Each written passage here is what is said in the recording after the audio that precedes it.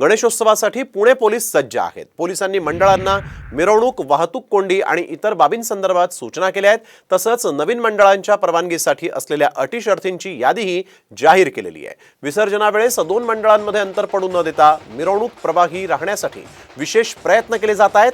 गेल्या वर्षीपेक्षा यावर्षी अधिक सुधारणा केल्या जाणार असल्याचं पोलीस उपायुक्त संदीप गिल यांनी सांगितलंय। काय अटी शर्ती नेमक्या आहेत पाहूयात।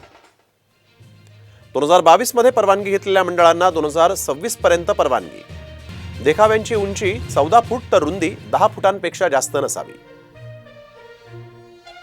गणेश मंडळामध्ये सीसीटीव्ही असणं बंधनकारक आहे। महिलांची छेडछाड होणार नाही याची दक्षता घ्यावी। धार्मिक भावना दुखावणार नाहीत याचीही काळजी घ्यावी। प्रखर बीम लाईट नको, 2च स्पीकर वापरता येणार।